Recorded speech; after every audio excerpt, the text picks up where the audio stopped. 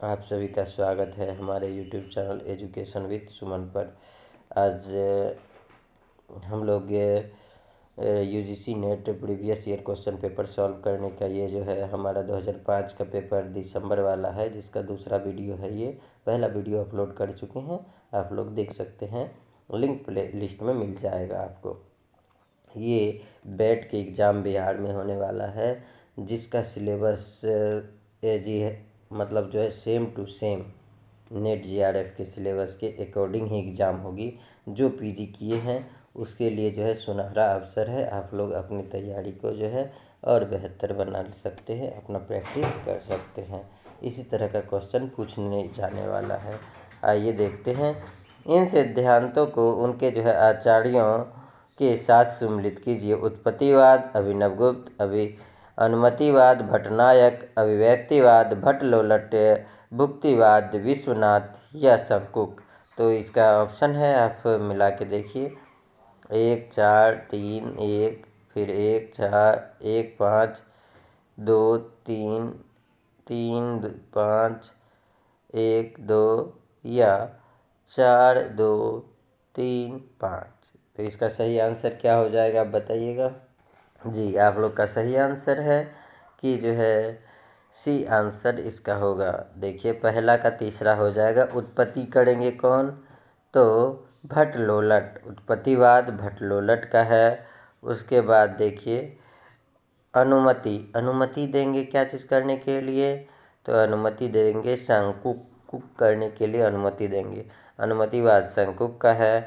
उसके बाद हो जाएगा तीसरा अभिव्यक्तिवाद, अभिव्यक्तिवाद अ से अभिव्यक्ति, अ से अभिनव गुप्त, अभिव्यक्तिवाद अभिनव गुप्त का है।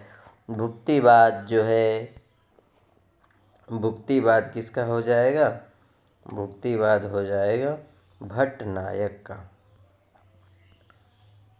आइए देखते हैं व्याख्या। उत्पत्ति या आरोपवाद भट्टलोलट का है, में दर्शन है, मीमांसा दर्शन। अनुमतिवाद शंकुक का है, न्याय दर्शन है। और अभिव्यक्तिवाद जो है अभिनव गुप्त का है, शैव दर्शन है। कौन सा दर्शन है, शैव दर्शन है। भुक्तिवाद या भोगवाद, भुक्तिवाद या भोगवाद जो है भट्टनायक है, इसका है दर्शन क्या है, सांख्य दर्शन है। इन रचनाओं को उनके जो है रचयिताओं के साथ सम्मिलित कीजिए। खुमान रासो, परमाल रासो, विशलदेव रासो, पृथ्वीराज रासो, इधर है चंदवरदाई, अब्दुल रहमान, दलपति विजय और नरपति नालह और जगनिक। तो जैसे आप पृथ्वीराज रासो तो चंदवरदाई का है, ये विशलदेव रासो किसका है, दलपति। देखिए आपको यहाँ कोडिंग भी मिल जाएगा, है ना। पृथ्वीराज रासो किसका हो गया, चंदवरदाई। पृथ्वीराज रासो डी में है, डी का क्या हो जाएगा, पहला। डी का पहला हो गया, दो ऑप्शन है, डी का पहला और डी नंबर। उसके बाद देखिए पहला, उसके बाद खुमान रासो किसका है, जगनिक की दलपति विजय सिंह, जी दलपति विजय सिंह का है खुमान रासो। उसके बाद जो है परमाल रासो हो जाएगा, किसका, परमाल रासो हो जाएगा चौथा, है ना, नरपति नालह का। परमाल रासो नरपति नालह का। उसके बाद विशलदेव रासो जो है किसका हो जाएगा, पहला हो जाएगा विशलदेव रासो, नहीं सॉरी पहला नहीं, हाँ नरपति नालह का हो जाएगा। विशलदेव रासो किसका है, नरपति नालह का। पृथ्वीराज रासो चंदवरदाई का। आइए व्याख्या देखते हैं। खुमान रासो जो है 9वीं शताब्दी का जो है रचना है और इसके रचनाकार जो है दलपति विजय। परमाल रासो जो है आला खंड है, इसमें 1230 का है, जगनिक का है। विशलदेव रासो 1212 का है, नरपति नालह का है। पृथ्वीराज रासो 1192 ईस्वी का है, जो चंदवरदाई का है। संदेश रासक 12वीं-13वीं शताब्दी का अब्दुल रहमान का है, संदेश रासक। नोट, संदेश रासक के देसी भाषा में किसी मुसलमान द्वारा लिखा गया जो है पहला धर्मोत्तर रासक ग्रंथ है। यह एक खंड काव्य है। ये पूछा जा सकता है कि जो है संदेश रासक कैसा काव्य है, खंड काव्य है। और तो ये जो है किसी मुसलमान मुसलमान द्वारा लिखा गया यह पहला धर्मोत्तर रासक ग्रंथ है। अगला प्रश्न है, राजश्री, यम गाथा, प्रभाकर, श्रोश्रीय, लक्ष्मी नारायण लाल, मिलान करना है। राम की लड़ाई, जयशंकर प्रसाद, साच कहूँ तो, स्वदेश दीपक, दूधनाथ। इसका डी आंसर हो जाएगा। देखिए व्याख्या देखते हैं। राजश्री का प्रकाशन वर्ष 1915 ईस्वी है। जयशंकर प्रसाद की रचना है राजश्री 1915। या यम गाथा, यम का गाथा कब? 2000, 2 बार कीजिए यम गाथा 2000। दूधनाथ, यम गाथा कौन कर रहे थे? दूध पी के 2 गिलास दूधनाथ कर रहे थे। राम की लड़ाई 1979, राम की लड़ाई 1979 लक्ष्मी नारायण लाल का है। सांच कहूँ तो 1993 प्रभाकर श्रोत्रिय। कोर्ट मार्शल 1991 स्वदेश दीपक का है। अगला प्रश्न है, बसो मोड़े नयनन में नंदलाल, नानक के देव, प्रभु जी मोड़े अवगुण चित न धरो। कबीर का है। अब लो नशानी अब ना नशे हो। सूरदास का है। अव्वल अल्लाह नूर उपाया, कुदरत के सब बंदे। तुलसीदास का है या मीराबाई का? तो इसका कोड के अकॉर्डिंग जो है हम डायरेक्ट व्याख्या करते हैं, क्योंकि समय भी कम है ना। सभी प्रश्न को देखना है। बसो मेरे नयनन में नंदलाल, तो ये किसकी है पंक्ति? मीराबाई का है। प्रभु जी मोड़े अवगुण चित न धरो, ये याद रखिएगा। प्रभु जी मोड़े अवगुण चित न धरो, तो ये हो गया सूरदास का। अब लो नशानी अब ना नशे हो, ये तुलसीदास का। अब लो नशानी अब ना नशे हो, तुलसीदास का है। अव्वल अल्लाह नूर उपाया, अव्वल अल्लाह नूर उपाया, कुदरत के सब बंदे। कबीरदास का है। किसका है? कबीरदास का। जो नर दुख में दुख नहीं माने, सुख स्नेह अरु भय नहीं जाके। नानक के देव का है। अब इसको मिलान कीजिएगा। स्वर ध्वनि कौन सा है? तालव्य ध्वनि, और जो है अल्पप्राण महाप्राण ध्वनि। क ख ग घ अंघ क्या होगा? कंठ से उच्चारण हो रहा है, तो ये जो है क ख ग घ अंघ, ना तो कंठ तालब से हो जाएगा कौन सा? च छ ज झ यहाँ। बी का जो है, बी का हो जाएगा 5, बी का 5। एक मिनट देख लीजिए, बी का 5 डी नंबर आंसर हो जाएगा। एक से ही पता चल जाता है आप लोग। उसके बाद देखिए तालब हो गया। स्वर ध्वनि जो है 4 नंबर में हो जाएगा। स्वर ध्वनि जो है किस में हो जाएगा? 4 नंबर में, ठीक है। उसके बाद अल्पप्राण देखिए, अल्पप्राण जो है पहला अल्पप्राण है ना, दूसरा महाप्राण होता है। अल्पप्राण क हो गया, फिर त हो गया, प हो गया, ट हो गया, तो तीसरा हो जाएगा अल्पप्राण। और महाप्राण हो जाएगा दूसरा, ख थ फ भ, तो इसका दूसरा हो जाएगा। देखिए डी नंबर आंसर, ठीक है। इसी तरह से सॉल्व करना है। आइए अगला प्रश्न देखते हैं।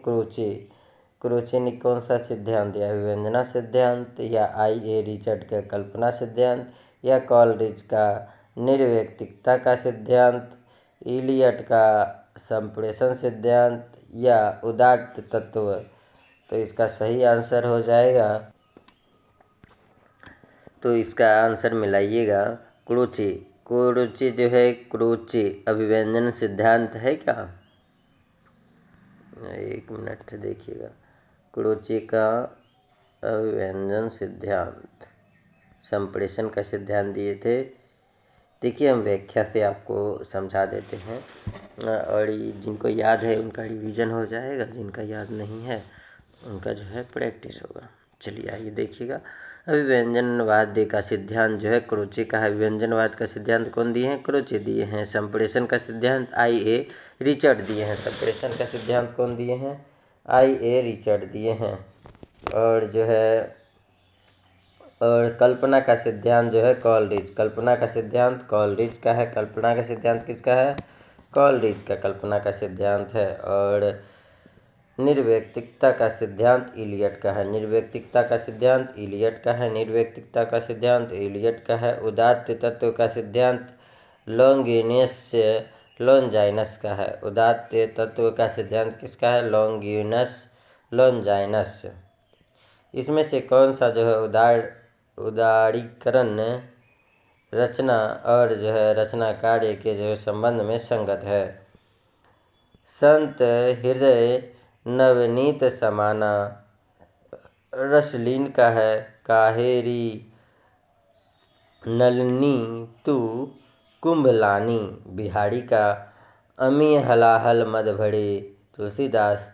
मेरी भव बाधा हरो कबीर सूरदास। तो इसका आपको सही आंसर आपका गेस कर लिए होंगे। देखिए ऑप्शन भी देख लीजिए जी। इसका पहला आंसर हो जाएगा। देखिए पहला आंसर क्या है? संत हृदय नवनीत समाना। संत हृदय नवनीत समाना ये कौन कह रहे हैं? तुलसीदास कह रहे हैं। काहेरी नीलनी तू कुंभलानी ये कहते हैं कबीर जी। काहेरी नीलनी तू कुंभलानी अमीर हलाहल मद भरे तो ये कौन कह रहे हैं? तो रसलीन अमी हलाहल मद भरे रसलीन कह रहे हैं। मेरे भव बाधा हरो तो ये कहते हैं बिहारी। आइए व्याख्या देख लेते हैं। संत हृदय नवनीत समाना तुलसीदास की पंक्ति है। काहेरी नलिनी तू कुंभलानी कबीर की है। अमी हलाहल मद भरे रसलीन की पंक्ति है। मेरे भव बाधा हरो राधा नगरी सोय बिहारी की है। राधा नगरी सोय किसकी है? बिहारी की है। वहीं देख रही हरि के चंचल नैन खंजर मीन में मृगन्य चपालाई नहीं पटत एक सैन सूरदास की पंक्ति है। अगला प्रश्न है इस बोली को उसके जो है बोलियों को जो है बोली के क्षेत्र से जो है सम्मिलित करना है। भोजपुरी कहाँ बोली जाती है? छपरा। ब्रजबुली कहाँ बोली जाती है? सुल्तानपुर। या मैथिली बरेली या अवधी अलीगढ़ दरभंगा कहाँ बोली जाती है? जैसे भोजपुरी कहाँ बोली जाती है? तो आपको ऑप्शन से पता चल गया होगा। भोजपुरी कहाँ बोली जाती है? तो छपरा में बोली जाती है। भोजपुरी छपरा में बोली जाती है। और जो है जो पहला ऑप्शन है ब्रजभाषा। ब्रजभाषा कहाँ बोली जाती? अलीगढ़ में। ब्रजभाषा अलीगढ़ में बोली जाती है। ब्रजभाषा अलीगढ़ में। मैथिली भाषा जो है कहाँ बोली जाएगी? दरभंगा में। मैथिली भाषा कहाँ बोली जाएगी? दरभंगा में। और जो है अवधी भाषा जो है बोली जाती है। अवधी भाषा कहाँ बोली जाती है? सुल्तानपुर में। अवधी भाषा सुल्तानपुर में बोली जाती है। देखिए ब्रजभाषा अलीगढ़, भोजपुरी छपरा और जो है मैथिली दरभंगा और अवधी जो है सुल्तानपुर में बोली जाती है। इन आचार्यों के उसके कृतियों के साथ जो है सम्मिलित कीजिए। चिंतामणि नखशिख वर्णन मतीराम काव्य निर्णय केशव जो है कवि कुल कल्पतरु दुर्म और जो है भिखारी दास जो है काव्य कल्पद्रुम या ललित ललाम। तो इसका सही आंसर हो जाएगा डी। देखिए डी में है। पहला का जो है तीसरा हो जाएगा। चिंतामणि का जो है कवि कुल कल्पद्रुम। कवि कुल कल्पद्रुम किसका है? चिंतामणि का है। फिर जो है मतीराम का हो जाएगा मतीराम का क्या हो जाएगा? ललित ललाम। मतीराम ललित ललाम। केशव का हो जाएगा केशव का नखशिख वर्णन। नख से शिखा तक केशव ने वर्णन किया, नखशिख वर्णन। उसके बाद भिखारी दास का हो जाएगा काव्य निर्णय। भिखारी दास का काव्य निर्णय। कवि कुल कल्पद्रुम में जो है 1650 ईस्वी का चिंतामणि का है। ललित ललाम जो है मतीराम का है, 1661 ईस्वी का है। वहीं नखशिख वर्णन जो है केशव दास का है। काव्य निर्णय जो है 1746 भिखारी दास का है। देखिए आगे जो है ये निम्नलिखित के गद्यांश से अवतरण्य को जो है ध्यानपूर्वक पढ़ें और उसके अनुसार जो है बहुविकल्प में से सही विकल्प का चयन करें। कविता विश्व का जो है अंतरम में संगीत है। उसके आनंद का जो है रोमहास्य है। इसमें हमारी सूक्ष्म दृष्टि का मर्म प्रकाश्य है। जिस प्रकार ये कविता में भावों का जो है अंतरस्था हस्तपर्दन अधिक गंभीर्य परिस्फुटित तथा जो है परिपक्व रहता है, उसी प्रकार जो है छंदबद्ध भाषा में भी जो है राग का प्रभाव, उसकी शक्ति और जो है जागृत प्रबल तथा जो है परिपूर्ण रहती है। राग ध्वनि लोक की जो है कल्पना है, जो कार्य भाव जगत के जो है कल्पना करती है, वह कार्य जगत शब्द जगत की राग दोनों भिन्न है। यदि किसी भाषा के जो है छंदों में भारती के प्राणों की शक्ति तथा स्फुटित संचार करने वाले उसके जो है संगत को अपनी उन्मुक्त झनकारों की पंखों में उड़ाने के लिए जो है प्रशस्त क्षेत्र का जो है विशाल कोश न मिलता हो, वह पिंजरबद्ध कीर की तरह जो है बंध के जो है अस्वाभाविक बंधनों से कुंठित हो उड़ते हैं। चेष्टा में जो है छटपटा कर गिर पड़ता है, तो उस भाषा में छंदबद्ध काव्य का प्रयोजन नहीं क्या?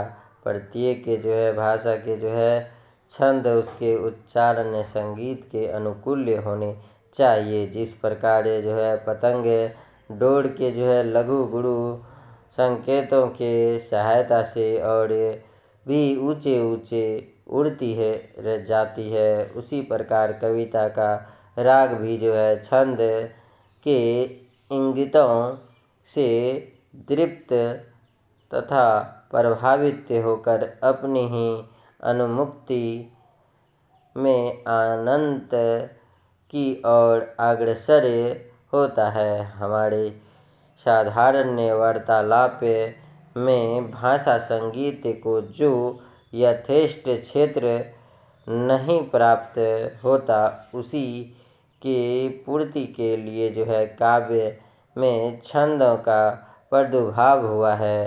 कविता में भावों की प्रगाढ़ संगीत के साथ भाषा का संगीत भी पूर्ण परिस्फुटित होना चाहिए, ताकि दोनों सम्मिलित रह सकता है। इस तरह का गद्यांश अभी भी एक आता ही है एग्जाम में, इसलिए देखिएगा। कविता कोई पता ना है कौन सा गद्यांश पूछ ले, इसलिए गद्यांश को भी हम पढ़ते चलेंगे। कविता का जो है राग छंद तृप्ति होता है, तो इसका सही आंसर है यह कथन सही है। अभी हम लोग पढ़े थे कविता का राग जो है छंद तृप्ति होता है। और अगला प्रश्न है कि कविता में छंदों का अस्वाभाविक बंधन है, तो उचित है या अनुचित है? ये क्या कहते हैं, कविता में छंदों का जो है अस्वाभाविक बंधन जो है अनुचित है। क्या है? अनुचित है। कविता में पिंजरे बंद लकीर की तरह जो है छंद के जो अस्वाभाविक बंधनों से बंधा कुंठित होता है, जिससे कविता स्वच्छंद वातावरण में अपना विकास नहीं कर पाती है। यह सर्वथा अनुचित है। अगला प्रश्न है, राग और कल्पना। राग और कल्पना क्या संबंध है? राग और कल्पना अभी पढ़े थे, परस्पर जो है पूरक है। राग और कल्पना एक परस्पर क्या है, दूसरे का पूरक है। राग और कल्पना छंद के जो है इंगित से कविता का राग क्या हो जाता है? तो छंद से जो है कविता का राग क्या हो जाता है? अस्पष्ट होता है।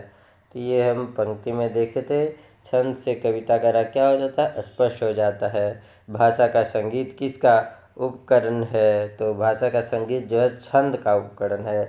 ये सब जो है निबंध जो अभी पढ़े हम लोग, मतलब ये पंक्ति जो दिया गया था उसी से मतलब जो है गद्यांश से ही प्रश्न बना है। तो गद्यांश में जो है उसी के अकॉर्डिंग आपको जवाब भी देना है, अपने मन से नहीं। भाषा का जो संगीत है किसका उपकरण है? तो इसमें था छंद, तो छंद का उपकरण है। अगला प्रश्न देखिएगा 446 से 50 नंबर। दी गई स्थापनाओं और जो है उसके ध्यानपूर्वक के पढ़कर बहु विकल्प उत्तरीय में से जो है सही उत्तरीय का चयन कीजिए। स्थापना जो है भक्तिकालीन जो है हिंदी कविता लोक मंगल्य के प्रति जो है समर्पित है। दूसरा है तर्क है लोकहित भक्ति काव्य के जो है मुख्य उद्देश्य हैं। एक सही, दूसरा गलत, पहला सही, दूसरा दोनों सही, दोनों गलत, या पहला गलत दूसरा सही। तो इसका सही हो जाएगा। दोनों जो है कथन स्थापना भी सही है और तर्क भी सही है। भक्तिकालीन हिंदी कविता लोक मंगल्य के जो है प्रति समर्पित थी और जो है लोकहित भक्ति जो है काव्य का मुख्य उद्देश्य था। लोकहित भक्ति क्या था? काव्य का मुख्य उद्देश्य था। भक्ति का जो है मुख्यतः दो भागों में बांटा गया था, पूर्व भक्ति काल और जो उत्तर भक्ति काल। भक्ति कालीन ने काव्य की जो प्रमुख उद्देश्य जो है लोक की कल्पना एवं जो है सामान्य जनमानस के हित के लिए जो है मार्ग प्रशस्त करना था। भक्ति काल के जो है कविताएं लोक के मंगल के प्रति जो है समर्पित थी और जो है भक्ति काल में काव्य परंपरा के 3 शाखाएं सगुण भक्ति काव्य परंपराएं, निर्गुण भक्ति काव्य परंपराएं और जो है सूफी प्रेमाख्यान काव्य परंपराएं प्रचलित हो गई। अब अगला प्रश्न है, स्थापना दिया गया है और जो है इसका जो है दूसरा है इसमें तर्क। कहते हैं वियोगी होगा पहला कवि, वियोगी होगा पहला कवि, आह से उपजा होगा गान, आह से उपजा होगा गान, उमड़ कर आँखों से चुपचाप बही होगी कविता अनजान। तर्क है कविता के मूल्य प्रेरणा वेदना है। तो इसका जो है सही आंसर हो जाएगा पहला और दूसरा दोनों सही व्याख्या, मतलब जो है स्थापना भी सही है, तर्क भी सही है। कहते हैं वियोगी होगा पहला कवि, आह से उपजा होगा गान, उड़कर आँखों से चुपचाप बही होगी कविता अनजान। ये जो है कविता के मूल प्रेरणा वेदना है। तो देखिए व्याख्या भी देख लीजिए, वही लिखा है जो प्रश्न में है। तो आइए अगला प्रश्न देखते हैं कि स्थापना है भारतेंदु योगिनी हिंदी कविता राष्ट्रीय चेतना के जो है अनुप्राणित है, या तर्क कहते हैं सभी कवि राष्ट्रीय आंदोलन में सक्रिय थे। तो इसका सही आंसर हो जाएगा सभी जो है कवि जो है राष्ट्रीय आंदोलन में सक्रिय नहीं थे। भारतेंदु योगिनी हिंदी कविता राष्ट्रीय चेतना के जो अनुप्राणित थी। जब भारतेंदु युग के कवि सब थे वो कवि सब जो है राष्ट्रीय चेतना से जो है प्रेरित थे। ये इसका बी नंबर आंसर हो जाएगा। अगला प्रश्न है तर्क देखिएगा, हिंदी के सभी नए कवि जो है अस्तित्ववादी हैं। तर्क है हिंदी के नए कविता में एक ही भावधारा उपलब्ध है। एक ही भावधारा उपलब्ध है ये तो हो ही नहीं सकता, सबका अलग अलग भावधारा उपलब्ध होगा। और हिंदी के सभी नए कवि जो अस्तित्ववादी है, सभी नए कवि कैसे अस्तित्ववादी, कुछ हो सकते हैं, तो ये दोनों कथन गलत है। वहीं अगला प्रश्न है, स्थापना है नारी चेतना की जो है प्रामाणिक अभिव्यक्ति स्त्री लेखिकाएं ही कर सकती है। तर्क कहते हैं स्त्री संबंधित सर्व सृजनात्मक लेखन और स्त्री विमर्श दोनों अलग है।